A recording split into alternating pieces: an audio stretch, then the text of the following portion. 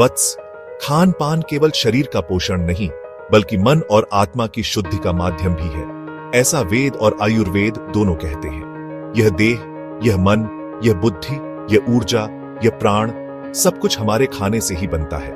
जिस प्रकार मिट्टी से घड़ा बनता है, उसी प्रकार अन्न से यह शरीर बनता है। जैसा अन्न वैसा मन।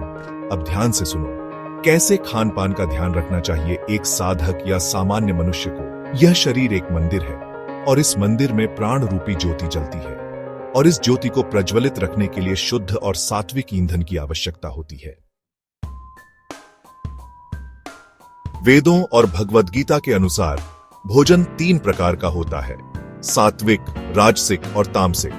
सात्विक भोजन वह है जो प्रकृति से सीधा प्राप्त हो, फल, सब्जियां, दूध, अन्न, जो हल्का हो, सुपाच्य हो और शरीर में प्राण ऊर्जा को बढ़ाए। यह मन को शांत और बुद्धि को निर्मल करता है, आपको आध्यात्मिक प्रगति की ओर अग्रसर करता है। राजसिक भोजन जैसे तीखा, खट्टा, ज्यादा तेल मसाले वाला, यह मन को चंचल बनाता है, क्रोध, लोभ और बेचैनी को बढ़ाता है। तामसिक भोजन जैसे बासी, सड़ा, मांस, शराब, यह तो शरीर और मन दोनों को नष्ट कर देता है। यह आलस्य, भ्रम और अपवित्रता को जन्म देता है। अतः साधारण मनुष्य को भी अपने कल्याण के लिए सात्विक भोजन ही ग्रहण करना चाहिए। भोजन केवल भरपेट खाने का क्रिया नहीं है, यह एक पवित्र अनुष्ठान है। इसलिए खाना खाने से पहले शरीर और मन दोनों को तैयार करना चाहिए। हाथ पैर धोना तो स्वास्थ्य के लिए आवश्यक है ही, साथ ही मन को शांत करना भी उतना ही जरूरी है। आचमन करें, जल से शुद्धि करें, प्रार्थना करें, भगवान का नाम लें। ब्रह्मार्पणम ब्रह्म हवे श्लोक पढ़कर भोजन को ईश्वर को अर्पित करने की भावना रखें। यह भोजन अब केवल तृप्ति के लिए नहीं बल्कि शरीर रूपी मंदिर को पवित्र बनाए रखने के लिए ग्रहण किया जा रहा है। योग शास्त्र कहता है, मिताहारम विनोदारम, अर्थात संयमित भोजन ही दीर्घायु और स्वस्थ जीवन का आधार है। जब भूख लगे तब पेट का एक भाग अन्न से भरे, दूसरा भाग जल से और तीसरा भाग वायु खाली स्थान के लिए छोड़ दें। अधिक भोजन से आलस्य आता है, मन मंद होता है और आध्यात्मिक प्रगति में बाधा आती है। भोजन ऐसा हो जो शरीर को ऊर्जावान बनाए, सुस्त नहीं। प्रकृति में सब कुछ नियम से चलता है। सूर्योदय, सूर्यास्त, ऋतु परिवर्तन सब समय पर होते हैं। उसी प्रकार हमारे शरीर को भी एक नियम की आवश्यकता होती है। वेला, समय का पालन भी अति आवश्यक है।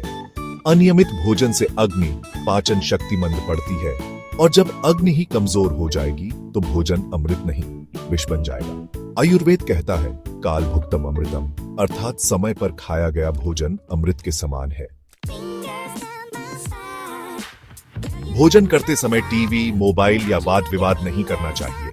भोजन एक यज्ञ है और यज्ञ में ध्यान आवश्यक है। उस समय केवल भगवान, प्रकृति और अन्नदाता के प्रति कृतज्ञता होनी चाहिए। जो अन्न हमें जीवन देता है उसके प्रति श्रद्धा और समर्पण का भाव रखना चाहिए। भोजन को धीरे धीरे चबाकर खाने से उसका रस ठीक से मिलता है और पाचन भी अच्छा होता है। वेदों में कहा गया है, अतिथि देवो भव, अतिथि को भोजन देना, भूखे को खिलाना, यह भोजन का सबसे पवित्र रूप है। अपने भोजन में से एक भाग किसी जरूरतमंद को देने से जो संतोष मिलता है वह अन्य किसी भी सुख से बढ़कर है। भोजन को बांटने से उसका स्वाद और भी बढ़ जाता है और मन में प्रेम और करुणा का भाव जागृत होता है। शुद्धे शुद्धि धार्यते बुद्धे, शुद्ध आहार से बुद्धि भी निर्मल होती है। जिस प्रकार हम अपने घर को साफ रखते हैं उसी प्रकार हमें अपने मन को भी साफ रखना चाहिए और मन की शुद्धि का सबसे प्रमुख साधन है शुद्ध आहार। इसलिए भोजन बनाते समय भी पवित्रता, स्वच्छता और प्रेम बनाए रखना चाहिए।